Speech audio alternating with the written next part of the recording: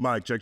Justin Hunt. It's all happening. Thanking everybody rocking with the channel. Thanking everybody subscribed to the channel. Everyone who shared a link, shared a video. It's priceless. Big thank you to everyone who's donated. If you'd like to donate to this channel, just hit the Cash App up there or the link in the description. And big thank you to all my newest members.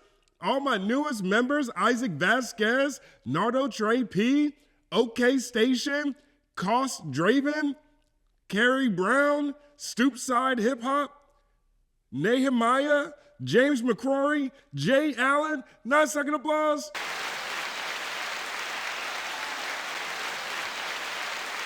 Thank you. All right, we got big stories today, several stories, a couple of follow-up stories that I didn't get a chance to get to this weekend, so I'm kind of closing the circle on a few topics. But this first story here I found really interesting. This is KP. Now, KP is the founder of DatPiff.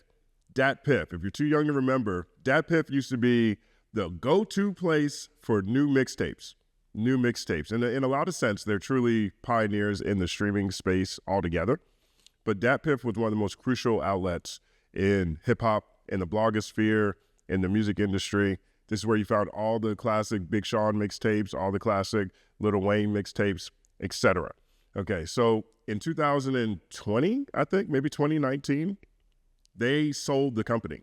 And there's an interesting conversation here with No Jumper, where he talks about some of the challenges that DatPiff faced and some of the decision-making and behind-the-scenes things that were happening. Now, I found this particularly interesting as someone who spent most of his career in the blog era, someone who ran Hip Hop DX at a point in time that he's describing, which became very critical, very crucial time to where we are now. So let's take a look at this interview. It's actually really good. Site is still thriving, but you're also cutting checks to all these people. When does is there an additional level of prosperity that comes after that, or is it the streaming services come around and basically steal your lunch at some point? Yeah. I mean, like you said, we were on kind of autopilot for a while. Like, yes, every exclusive being, ours kind of, it started dwindling a bit and they started being spread across multiple platforms. I mean, I think we still had the lion's share. We still had the, more notable releases. Like I made sure always to get the Lil Wayne releases or, a lot of these bigger ones, the Big Seans and, Mac Miller, the Wizzes, things like that. I always made sure that we got those. So yeah, we were on autopilot for a few years and, Spotify, Apple Music start popping up and, I was concerned, but my thought was also they'll never be able to do what we do. Just because of the legality around a lot of this music. So part of what he's talking about is that there was a gray area between record labels and blogs for a long time. And I include DatPiff, they're more than a blog. They're truthfully a streaming outlet more than anything else. But blogs were able to post upload tracks to their servers and offer them through their sites, generally speaking, right? And so for a long time, blogs was the place where you found discovery because the blogs got the new songs and they uploaded them and people played them, generally speaking, on their own native players that they tended to have, okay? And so DatPiff really lived in that space too, especially with where mixtapes were. Mixtapes, a lot of times, were rappers rapping over other people's beats, you know what I mean? And so from a label standpoint, and we experienced this at Hip Hop DX, the labels would hit us up occasionally for takedown notices depending on the song or the artist that we published. But for the most part, you could just get away with posting things for a very long time. And all of that started to dwindle, I'd say 2011 and 2012. That's when we started positioning ourselves to have more of a direct relationship with Universal or Sony or Warner or whoever so that we could have discussions with them about, whether or not we were going to get DMCA notices on certain things. We wanted to make sure that we stayed above board. So that's what KP, to a degree, is talking about right here when he's talking about how, there's certain things that streaming services weren't going to be able to do, i.e. publish music where the rights are held by other artists or other entities. Wasn't fully thinking at the time about, okay, what about the labels that oversee this music though? Like, yes, the streaming platforms may not be a direct competitor, but it's about how the labels view them because all of a sudden these streaming platforms are the ones directly driving their revenue now. So, I want to say sometime around 2016 or so, I was actually warned from an A&R I don't mind saying his name, Jay Grand from RCA. I don't know if you know Jay Grand. Jay Grand called me because we had a great working relationship. He was an A&R for an artist I worked closely with, Kid Ink, at the time. And he basically said, look, we had a kind of a communal meeting of all of our labels, and the industry is about to change and shift, and we're just going to start enforcing things a lot more. And you're going to see things change over the next couple of years. I was scared, but again, I was confident in our archive, our catalog, our track, record, the history we have with these labels already that, I'm sure we'll see a hit, but it shouldn't be a business defining type hit that is just going to shut us out and wipe us away. So as that transition happened. So it wasn't going to be a business defining hit, and I mean, it's interesting that he frames his perspective on Dat Piff in 2016 as not a business defining hit.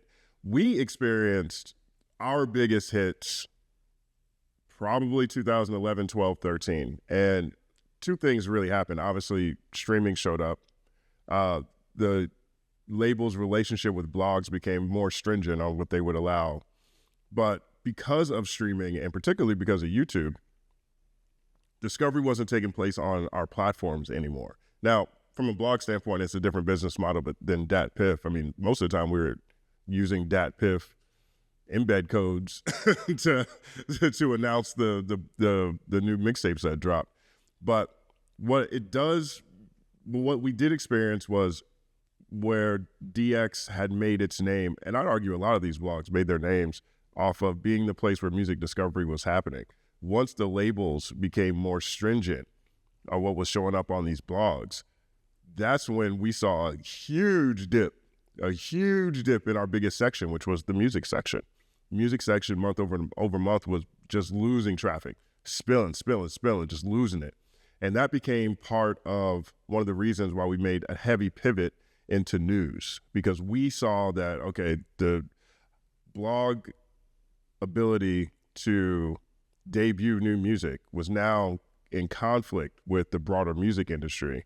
And so we started noticing that in the early teens, right? He's saying in 2016, he felt confident his business model wasn't going to change. That is wild, wild to me. Exclusive releases started changing a bit more, they started becoming a bit slower.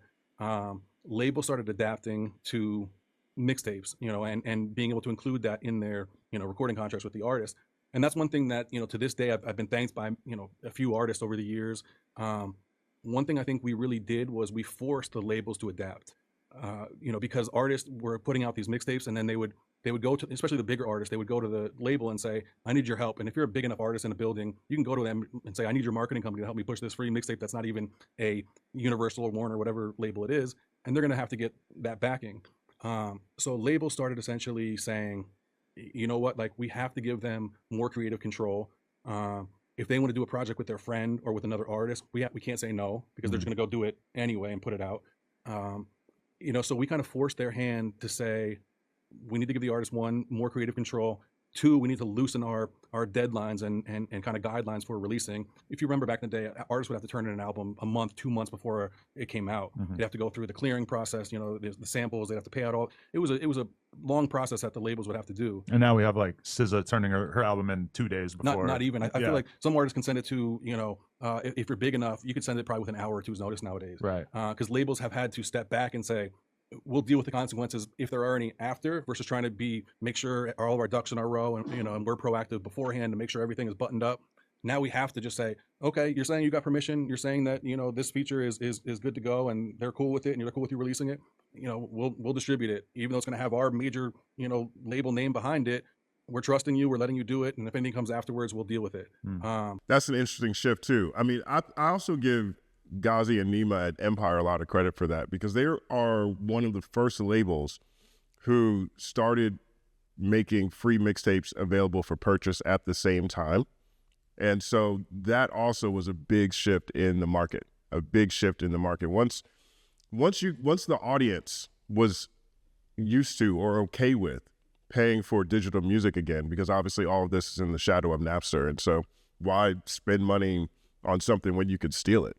Right. I'd say this all the time. Music is, writing about rap music, writing about music or music journalism as a whole. And there's another piece, there's another block in this episode that talks about that. But writing about music as a whole is anyone who's able to make a living doing this, I have respect for.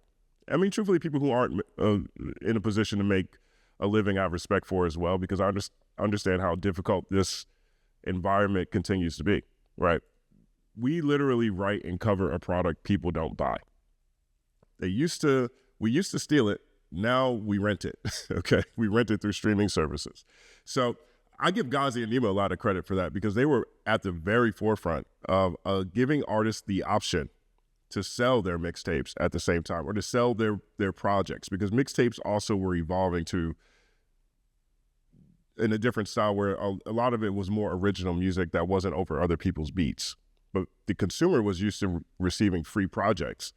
And Nima and Ghazi were like, no, let's just make it available for sale. Let's see what happens. And, you know, Section 80, for example, was one, I think that was TDE's first project doing that.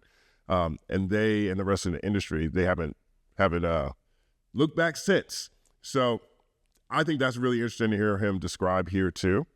But there's a little bit more I want to share with this from KP. I mean, this conversation really is a great time capsule, a great look at one of the most pivotal moments in music journalism history, music history, I'd argue. But this was another look at the titanic shift that happened with streaming becoming the way that most people interact with new music. So I think we really did force their hand to not only adapt the contracts to say, hey, if you want to do a mixtape, we'll count it as a half an album, or we'll give you half of the budget we would give you for an actual studio album. And then I think it also forced them to change their the way that they go about releasing these albums, and giving them a lot more leeway and freedom to decide, hey, if I wake up today and decide I want to release an album, you as my label have to support that. You have to help me. Right. You can't say, no, submit it and we'll talk about it in a month. So I think we really did force the industry to change, but some would say at the expense of our own business. But I do think the way the industry was evolving and the direction it was headed anyway, that was an inevitable change. I think that, we just really kind of forced that to happen a lot sooner than I'm sure the labels wanted to. And, post that, we still carried on for, a few years, doing a little bit of exclusives here and there. Mainly ones that were kind of jacking for beats type mixtapes. Right. Because those ones labels knew they couldn't touch. So Lil Wayne at least once a year would come to us and want to do, one of his projects. And that kept us afloat for the years after. And obviously the catalog as it existed before, with all the projects we did previously, all the ones that were not yet upstreamed, I want to say maybe 60% of the projects, the big mixtapes, have been upstreamed now. The labels have found out ways to go back and clear them and get them. But so was there ever like a doomsday type scenario where just a ton of content disappeared from your platform as a result of, I could imagine if I'm a label and I'm feeling kind of vengeful, we could say, okay, we're going to go dig around on DatPiff and we're going to find 5,000 songs that have illegal samples in them, and we're just going to file copyright strikes on all of them and completely f their whole website. Was there ever a day where anything like that happened? There was, we would get DMCA takedowns probably. This is a great question, actually. I mean, this is another thing that we experienced. Again, we had DMCA notices quite a bit on certain posts that we had to clean up on a regular basis. Also, DX went through a relaunch of the site where we changed a lot of the coding and engineering behind the front end. And that gave a whole lot of content rot. And if I'm not mistaken, at the same time when that was happening, we had to clean up all this content rot. Just the sheer number of tracks that had been posted to the server at DX over the history of the publication. Again, we're talking about a publication that launched in 1998. 1998. I mean, it's all hip hop DX, OK Player, hip hop site. That's pretty much the blogosphere in the 90s. Right. And just the sheer, it was another look. I remember being caught off, I don't want to say caught off guard, but I remember feeling overwhelmed at the number of dead players and songs that had been uploaded because they'd been hit with takedown notices at one point in time in the history of the publication. So this was a massive upheaval. And to hear him describe this again at the end of the teens, I couldn't even imagine what they had to deal with. But I'm gonna let KP finish. Every day. Okay. Now, yeah, there were a few times, and especially UMG, where they would send 1,000 links in one email or so. And we were always very DMCA compliant. We always kind of took that serious as, we can't really play around with this. We don't want to piss them off. We don't ruffle feathers. We have a relationship with them, so let's not ruin it. So we would have a screening process where we could essentially take all the links, find out which ones were labeled official, because we started labeling things, official, which one, just as you were saying earlier, not being able to tell the difference between what is a real legit project, which is a fan made one. So we would see which ones are legitimate projects, and then we would reach out and just have dialogue with them. And more times than not, they would be okay with, hey, let's let that live, but all these other ones that are just fan made ones or DJ made ones that have this single on there, just pull those. So we'd always be able to find a middle ground. But yeah, we would get those type of emails every few months or so, where it would just be a long laundry list of takedowns. And in some cases, I'd have to reach out to the artists themselves and say, hey, look, we did this project together. Can you tell your label to just let it live? And they'd reach out on our behalf to the label. And in some cases, we could use the promotional agreement. If it's something that we paid for and UMG or Warner or Sony was trying to tell us to take it down, we could say, hey, look, we have a promotional agreement that says, in perpetuity, we have the ability to promote this exclusive. So if we take it down, we can't promote anything because it doesn't exist anymore. So it also just stands out to me that, like, what is the value of a Gucci Mane mixtape from 2008 in 2018? The number of people trying to find this content on your platform when it's clearly available on YouTube and a bunch of other places has got to be relatively small, right? Exactly. And that's the broader point. I think that's really what happened to DatPiff ultimately. And truthfully, new music on a lot of the blogs. Onset of YouTube, then you get Beats by Dre, or Beats Music, the Apple Music, you got Spotify in there, Pandora. I mean, the entire, it was a slow shift to people adopting streaming platforms, and it made legacy links to certain projects almost obsolete on every blog, every website, every music media outlet. And then you put YouTube on top of that. And so there was a point in time where blogs would still they'd still premiere songs. And a lot of times they premiere exclusively with the publication, i.e. letting them upload the song to their server. That shifted to, okay, here, you get the embed code first. You get the embed code first. We're going to have it unlisted for a day, right? And then all that just went away. Now it's like, everyone just posted to their own YouTube channel, to their own accounts, which I think is definitely the most efficient way to do it. But it's another reason why media itself is kind of behind the 8 ball in a lot of situations. I mean, there's a part in this conversation too. You should check this out. You should really check out this conversation. It's really interesting because DatPiff ended up selling to a company called Media Lab. Media Lab owned let me see if I remember this. At first they owned a company called Whisper. And I think that was just sort of an anonymous messaging app. They bought DatPiff, they bought WorldStar Hip Hop, and then I think they bought Genius too at the same time. And so they were part of a major wave of Silicon Valley tech companies who were trying to grab up all the music media publications and put together a portfolio with higher valuations and expecting to be able to sell ads across all of them in one way or the other. But WorldStar was another publication that really felt the hit of artists and also fans adapting to a more direct relationship with distribution, i.e. streaming, right? You can have your own YouTube channel. Why would you premiere something with WorldStar? And so we've seen a shift in how truthfully, the titans of that time period had to evolve in order to keep the lights on. And I thought that part was particularly interesting too about WorldStar from this conversation, because this week or last week, Jello Ball premieres Tweaker on WorldStar. So I think, my takeaway from this conversation, again, you should take a look at it on your own. But in this particular piece, it's like a really interesting look at a particular point in a very crucial time in music history and in hip hop history. I'd argue in music tech industry as well. And the adjustment that the marketplace to go find the freshest mixtapes, how they had to adjust before they ultimately sold. And, so it's a bit of a bittersweet conversation, but it's definitely one worth taking a look at. Things are always evolving, which is why I don't necessarily look at streamers, or I don't look at certain voices or certain aspects in the media. I don't look at them as whether I like them or not. I look at everything trying to understand the space in which we are all in. Because truthfully, you have to understand your environment to understand yourself in a lot of ways. And everybody's out here scratching for survival. So anytime I get a chance to learn something new from people who have done this at a high level, I sink into it. I hope you enjoyed this clip here and this conversation from KP. Take a look at it again. I'll put a link in the description, and let me know what you think about all this. Let me know if you remember this time period. What mixtapes did you love that you could only get at DatPiff? My name is Justin Hunt. Like, subscribe to the channel, follow at The Company Man on everything. It's all happening.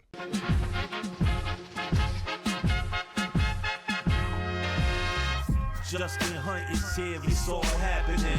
Justin Hunt is here, it's all happening. The mathematical breakdown of this mighty game of rap we in. It's boom dapping. Systematical culture views that's radical, it's all happening.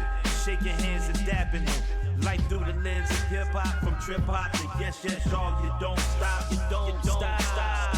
Justin Hunt is here, it's all happening. It's all happening, yes, it's all happening. Justin Hunt is here, it's all happening. It's all happening, yes, it's all happening.